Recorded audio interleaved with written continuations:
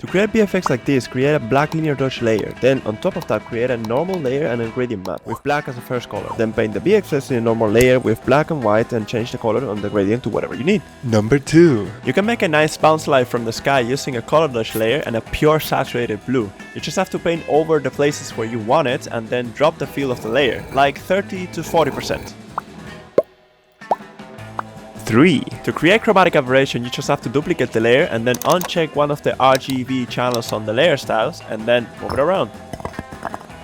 4. You can change the eyedropper from all layers to current layers if you're working with layer modes. This will let you pick the actual color that you're using on the layer instead of the one that you see. Number 5. Using the polygon tool with these settings here, you can get a perspective grid that you can move around for your needs. You can make more than one depending on how many perspective points you need on your painting. 6. To pop up the textures and make your drawing sharper, you can duplicate your drawing, go to filters, other, high pass, and then set either to soft light, hard light, linear light, depending on how strong you want the effect. 7. You can add some surface scatter to your skin just by creating a new layer, set it to lighter mode, and then selecting a brighter color than the one that you have in the shadows, a little bit more saturated and going to the reds, and then just painting in between the edges of your shadows and lights. 8. You can use the mixer brush in all the layers at the same time just by clicking this button here. 9. If you go to View, Cross Setup, Custom, and then you select Dot Gain 20%, you'll be able to check your values in your drawing in real time just by pressing Ctrl Y. 10. If you go to Window, Arrange, and then you go to the last one, and then click here and drag, you now create a pop-up window where you can check the whole composition in real time, and this one is way better than the navigator. 10. Now, with the new window that I showed you before, now you can check your values in real time while you're painting with the big canvas, with colors. 12. Going to Image, Adjustment, and Color Replacement will allow you to pick any color in your canvas and change it for another one. 13. If you use a round brush for a smudge tool as 100% strength, you kind of get a liquid tool for small and quick adjustments, like moving around the eyes. 14. To give more life to your faces, create a new layer and make a yellow, a red, and a bluish stroke. Set it to soft light and then clip the 2 layers and adjust the opacity to what you like. 15. Use the sharper tool to increase contrast and texture in specific areas. Just be careful with the noise. 16. Use the symmetry tool for drawing symmetrical objects like glasses, swords, and more. And if you don't see the symmetry tool, it's because you don't have the brush selected, so keep an eye on that. 17. The anchor point is your best friend when you are rotating objects. You can click here if you want to see it, or press Alt-click when transforming it to move it around. This way you can rotate arms, legs, and every limb way more naturally. 18. In Photoshop, holding Shift and click is going to give you straight lines every time.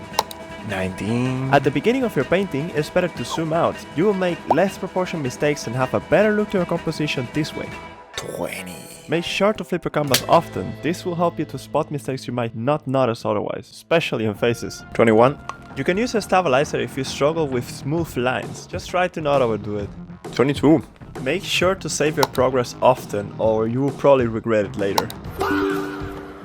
23. Make sure to use reference, especially if you're not familiar with the subject. 24. You can look for 3D models on this page if you don't know how something looks in a different angle. It's a really cool site for fishing for references.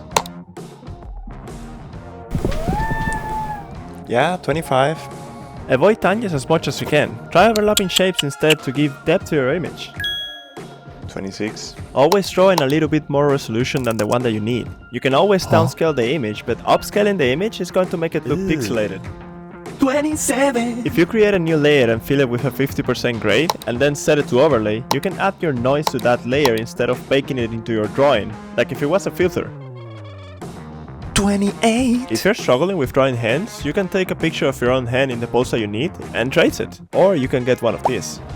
29. If you want to change the color of your line art, you can lock the layer here so when you paint, it will only affect your lines. 30. You can duplicate the layer by pressing Ctrl plus J or pressing Ctrl plus Alt and dragging the layer. 31. If you want to check the perspective of anything, just put it inside of a box. 32. Using mask will allow you to delete part of your layers without actually erasing. This is super useful because you can come back if you didn't like the results.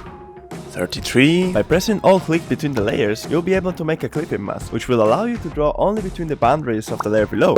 34. Following on that last tip, it's always a good idea to make a silhouette layer. Using clip layers on top of that will always keep your painting cleaner. 35. If you press Ctrl, Alt, Shift and E together, you'll merge all the layers into one without losing the layers that you had before. 36. Layer modes can get you really crazy results. Try experimenting more often with them. You will never know what you can get. 37. If your brush is super laggy like this, you might want to increase the spacing setting on it. It'll definitely make it faster, I promise. 38. While using the lasso tool, you can add a selection pressing Shift or subtract to the selection pressing Alt. 39. You can get a really nice glow effect using the outer glow layer style.